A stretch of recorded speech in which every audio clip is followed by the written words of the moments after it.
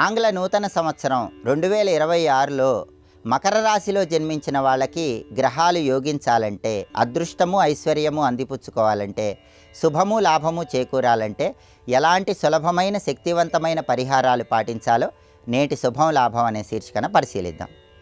ప్రధానంగా ఆంగ్ల నూతన సంవత్సరం 2026లో మకర రాశిలో జన్మించిన వాళ్ళకి 5 నెలల పాటు గురుబలం ఉంది. జూన్ 2వ తేదీ నుంచి అక్టోబర్ 31వ తేదీ వరకు మకర రాశి వాళ్ళకి గురుబలం ఉంది. జూన్ 2 ముందు గురుబలం లేదు. నవంబర్ డిసెంబర్ నెలల్లో గురుబలం లేదు. కాబట్టి మకర రాశిలో జన్మించిన వాళ్ళు జూన్ 2 ముందు నవంబర్ డిసెంబర్ నెలల్లో వచ్చే గురువారాలు శివలింగానికి కొబ్బరి నీళ్లతో అభిషేకం చేసుకోవాలి. శివుడికి కొబ్బరి నీళ్లతో అభిషేకం చేసేటప్పుడు శ్రీం శివాయ నమః అనే మంత్రాన్ని 21 సార్లు పఠించాలి. అలా చేస్తే జనవరి 1 నుంచి జూన్ 2 వరకు, అలాగే నవంబర్ డిసెంబర్ నెలల్లో గురుబలాన్ని పెంపొందింపజేసుకోవచ్చు. ఈ సమయంలో గురుబలం తక్కువగా ఉండటం వల్ల వచ్చే ఆర్థిక సమస్యలు, వృత్తిపరమైన సమస్యల నుంచి సులభంగా బయటపడవచ్చు. అలాగే మకర రాశిలో జన్మించిన వాళ్ళు జూన్ 2 ముందు నవంబర్ డిసెంబర్ నెలల్లో వచ్చే గురువారాలు నానబెట్టిన శనగల్లో కొద్దిగా పసుపు కలిపి గోమాతకు ఆహారంగా తినిపించిన గురుబలాన్ని పెంపొందింపజేసుకోవచ్చు. అలాగే మకర రాశి వాళ్ళకి 2026 సంవత్సరం మొత్తం శనీశ్వరుడు విశేషంగా యోగిస్తున్నాడు. శని తృతీయంలో యోగిస్తున్నాడు. తృతీయంలో శని సంచారం ఉండటం వల్ల మకర రాశి వాళ్ళకి మనోధైర్యం పెరుగుతుంది, ఆత్మవిశ్వాసం పెరుగుతుంది.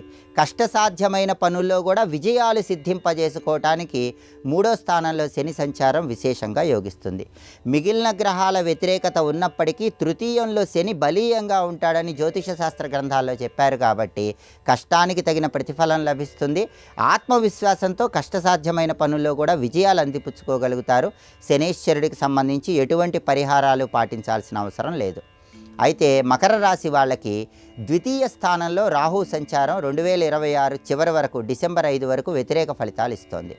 ద్వితీయ స్థానం అంటే కుటుంబ స్థానం కాబట్టి కుటుంబ స్థానంలో రాహు సంచారం ఉండటం వల్ల మకర రాశి వాళ్ళు కుటుంబ సభ్యులతో మాట్లాడేటప్పుడు, కుటుంబ సభ్యులతో వ్యవహరించేటప్పుడు కొంచెం జాగ్రత్తగా ఉండాలి.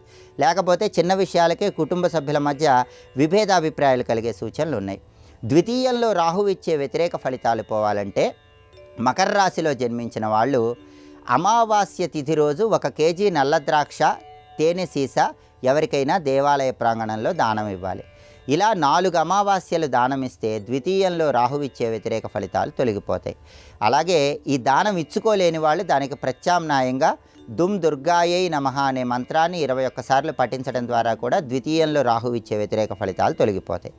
అదేవిధంగా మకర రాశి వాళ్ళకి ఈ 2026 మొత్తం సంవత్సరాంతం వరకు, డిసెంబర్ 5 వరకు కేతువు 8వ స్థానంలో సంచారం చేస్తున్నాడు. అష్టమ కేతు దోషం ఉంది. కేతువు 8వ స్థానంలో సంచారం చేయటం వల్ల ప్రయాణాలు చేసేటప్పుడు కొంచెం జాగ్రత్తగా ఉండాలి. ప్రయాణాల పరంగా చిన్న చిన్న ఇబ్బందులు ఎదురయ్యే సూచనలు ఉన్నాయి. కాబట్టి ముఖ్యమైన ప్రయాణ నిమిత్తమై బయటికి వెళ్ళేటప్పుడు మకర రాశిలో జన్మించిన వాళ్ళు దుర్గాదేవికి పూజ చేసిన కుంకుమ బొట్టు కానీ, ఆంజనేయ స్వామి వారికి పూజ చేసిన సింధూరం బొట్టు కానీ ధారణ చేసి బయటికి వెళ్ళినట్లయితే అష్టమకేతు దోషం వల్ల ప్రయాణాల పరంగా ఏర్పడే వ్యతిరేక ఫలితాలు అధిగమించవచ్చు. అలాగే అష్టమంలో కేతువిచ్చే వ్యతిరేక ఫలితాల నుంచి బయటపడి ప్రయాణాలు విజయవంతం చేసుకోవటానికి మంగళవారం పూట గణపతి ఆలయ దర్శనం చేయాలి. మంగళవారం గణపతి ఆలయ ప్రాంగణంలో కొబ్బరి నూనె దీపాన్ని వెలిగించుకోవటం, గరిక, ఎర్ర పుష్పాలు దేవాలయంలో మంగళవారం గణపతికి సమర్పించడం ద్వారా అష్టమ కేతు దోషం నుంచి బయటపడవచ్చు.